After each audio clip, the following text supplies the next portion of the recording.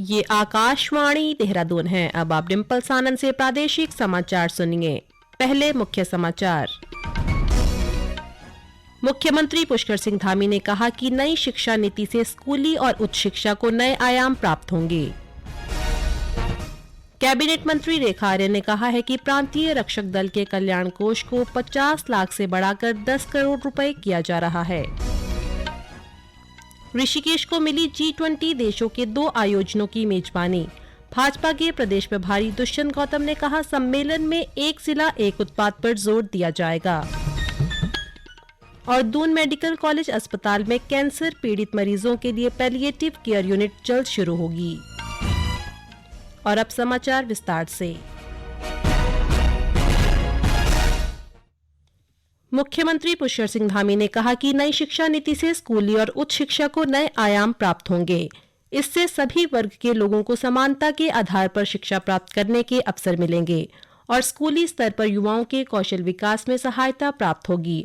आज हरिद्वार स्थित जीवनदीप आश्रम में गुरुकुलम विद्यालय के वार्षिक उत्सव में मुख्यमंत्री ने कहा कि नई शिक्षा नीति से शोध और अनुसंधान को बढ़ावा मिलेगा। उन्होंने कहा कि प्रदेश सरकार राज्य के युवाओं को गुणवत्तापूर्ण शिक्षा प्रदान करने के लिए प्रतिबद्ध है।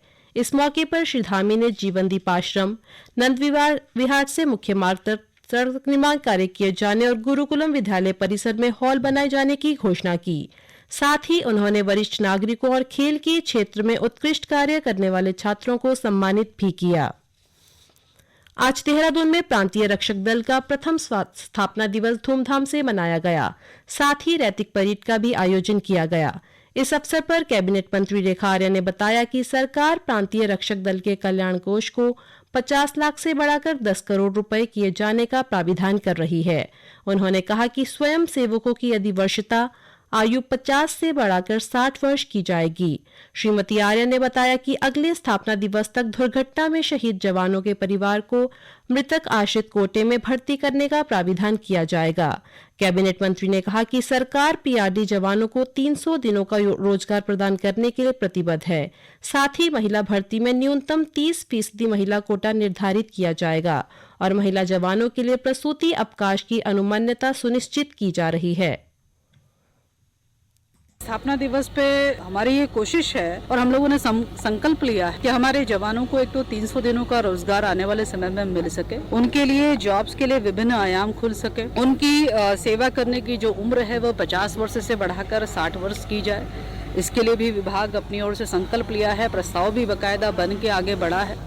इसके अतिरिक्त जो उनके लिए कॉर्पोरेट फंड है वह भी बहुत कम धनराशि के साथ में बना हुआ है, जिसको लेकर जो 50 लाख है और उसको हम 10 करोड़ के लिए हम लोगों ने प्रस्तावित हम लोग करने जा रहे हैं। कैबिनेट मंत्री ने कहा कि सरकार पीआरडी जवानों के लिए नवीनतम सहायक और सशक्त करने वाले निर्णय लेगी। जल जीवन मिशन शहरी के साथ ही जल जीवन मिशन ग्रामीण योजना के तहत गांव में शुद्ध पेयजल पहुंचाया जा रहा है। ग्रामीणों को इस योजना का लाभ भी मिलने लगा है। हर घर तक जल पहुंचने से लोगों की दिक्कतें भी कम हो गई हैं। उधम सिंह नगर जिले में भी लोगों को योजना का लाभ मिल रहा है, जिससे लोग बेहद खुश हैं।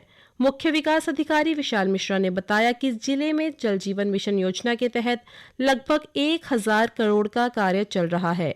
ग्रामीणों को जल की गुणवत्ता के प्रति जागरूक करने के लिए उन्हें परीक्षण किट उपलब्ध कराई गई है। योजना में जल की उपलब्धता के साथ ही गुणवत्ता का ध्यान भी रखा जा रहा है। जनपद उधम सिंह नगर में लगभग 1000 करोड़ की जल जीवन मिशन की योजनाएं संचालित हो रही हैं, जिसमें से 350 के करीब कुल योजनाएं हैं और 300 के ऊपर डीपीआर तैयार होकर टेंडर लगाए जा चुके हैं। और हम लोगों को टारगेट मिला है कि दिसंबर 2023 तक अधिक से अधिक कार्य पूर्ण कर लिए जाएं। इस योजना के अंतर्गत हर परिवार को उसके घर पर एक functional house hold tap connection दिया जाएगा। साथ ही साथ वाटर क्वालिटी की टेस्टिंग के लिए FTK फील्ड टेस्टिंग किट भी दी गई है, ताकि जन जागरूक हो सके कि किस क्वालिटी का पानी उनको मिल रहा है। तो ये एक बहुत ही अच्छी योजना है, जिसमें आम जनमानस के स्वास्थ्य और जल उपलब्धता दोनों को ध्यान रखा गया है।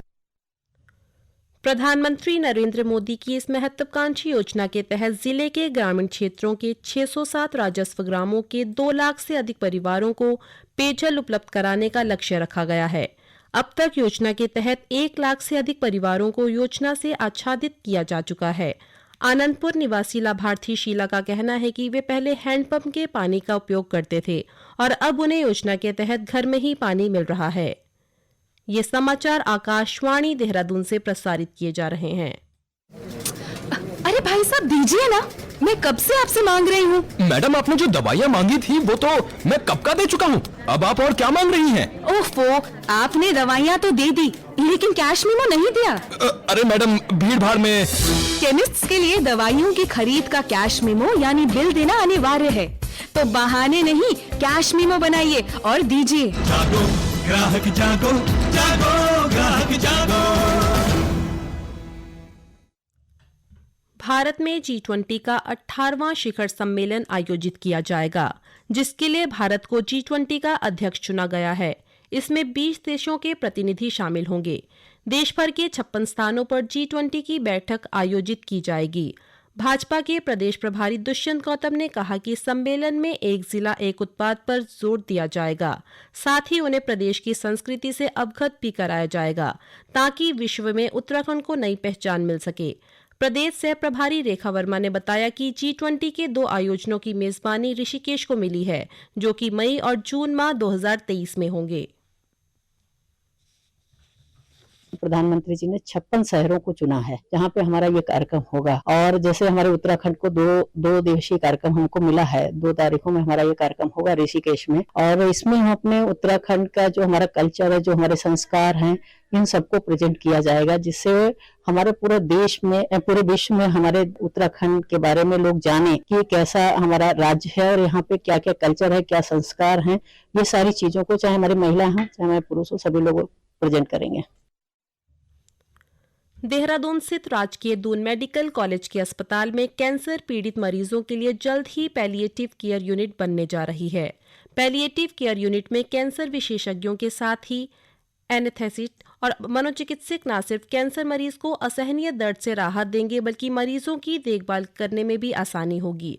अस्पताल के चिकित्सा अधीक्षक डॉक्टर यूसुफ रिजवी ने बताया, मरीजों को बीमारी के अंतिम और चौथे चरण में असहनीय दर्द का सामना करना पड़ता है, जिसके लिए दून अस्पताल में पैलिएटिव केयर यूनिट की स्थापना की जा रही है। बागेश्वर के कन्यालीकोट स्थित राजकीय इंटर कॉलेज में चल रहे विज्ञान कार्यशाला और विज्ञानोत्सव का आज समापन हो गया। कार्यशाला में विज्ञान को किताबी ज्ञान की बजाय खेल खेल में विज्ञान के अपने अनुभव से सीखने पर जोर दिया गया। विज्ञान कार्यशाला में प्रतिभागी बच्चों ने 40 मॉडल प्रदर्शित किए। बाल विज्ञान खोजशाला के वैज्ञानिक आशुतोष उपाध्याय ने कहा कि भाषा के जरिए विज्ञान सीखना ही विज्ञान है। कैबिनेट मंत्री प्रेमचंद अग्रवाल ने आज ऋषिकेश में भारत रत्न व संविधान निर्माता डॉक्टर भीमराव अंबेडकर पार्क का सौंदर्यीकरण व जीर्णोद्धार निर्माण कार्य का शिलान्यास किया। उन्होंने कहा कि भारतीय संविधान के शिल्पकार वंचितों और शोषितों के उत्थान के लिए आजीवन समर्पित रहने वाले डॉक्टर भीमराव अंबेडकर का सामाजिक न्याय के लिए किया गया संघर्ष सभी के लिए प्रेरणा स्रोत है। शासन ने रुद्रप्रयाग के अंधेरगढ़ी धारतोलियो मोटर मार्ग का नाम शहीद सिंह रावत के नाम पर रखे जाने का शासनादेश जारी कर दिया है। परिजनों ने शहीद के नाम से सड़क का नाम होने पर खुशी जताई है। शहीद की पत्नी दीपा देवी का कहना है कि सड़क का नाम शहीद के नाम पर रखना अच्छा है। गौरतलब है कि सेना में नायक रहे सतेज सिंह रावत 25 अगस्त 1995 को जम्मू कश्मीर के कुपवाड़ा में आतंकियों से के साथ मुठभेड़ में शहीद हो गए थे। उनके शौर्य और पराक्रम को देखते हुए सेना ने उन्हें मरणोपरांत सेना मेडल से सम्मानित किया। टिहरी जिले में ऋषिकेश बद्रीनाथ राष्ट्रीय राजमार्ग पर पाली गांव के पास आज एक वाहन दुर्घटनाग्रस्त हो गया, जिसमें एक व्यक्ति की मृत्यु हो गई है, जबकि 2 अन्य घायल हो गए। घायलों का उपचार नजदीकी अस्पताल में किया जा रहा है। प्राप्त जानकारी के अनुसार वाहन देहरादून से रुद्रप्रयाग जा रहा था, जो कि अनियंत्रित होकर पहाड़ी से जा टकराया और सड़क पर पलट गया। उत्तरकाशी के मनेरा स्टेडियम में जिला स्तरीय खेल महाकुंभ का रंगारंग सांस्कृतिक कार्यक्रमों के साथ आज शुरू हो गया है। गंगोत्री विधायक सुरेश चौहान ने खेल महाकुंभ का शुभारंभ किया। इस मौके पर श्री चौहान ने कहा कि मुख्यमंत्री पुष्कर सिंह धामी पहाड़ के बच्चों के हुनर को निखारने के लिए ऐसी प्रतियोगिताओं को बढ़ावा दे रहे हैं। 16 दिसंबर तक चलने वाले इस खेल महाकुंभ में विभिन्न स्पर्धाओं के लिए खिलाड़ी प्रतिभाग कर रहे हैं। अंत में मुख्य समाचार एक बार फिर।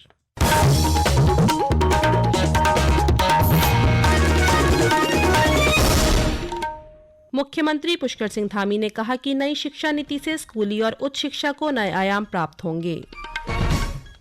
कैबिनेट मंत्री रेखा आर्य ने कहा है कि प्रांतीय रक्षक दल के कल्याण कोष को 50 लाख से बढ़ाकर 10 करोड़ रुपए किया जा रहा है। ऋषिकेश को मिली G20 देशों के 2 आयोजनों की मेजबानी। भाजपा के प्रदेश प्रभारी दुष्यंत गौतम ने कहा, सम्मेलन में एक जिला एक उत्पाद पर जोर दिया जाएगा। और दून मेडिकल कॉलेज अस्पताल में कैंसर पीड़ित मरीजों के लिए पैलिएटिव केयर यूनिट जल्द शुरू होगी। इसी के साथ प्रादेशिक समाचार समाप्त हुए। नमस्कार।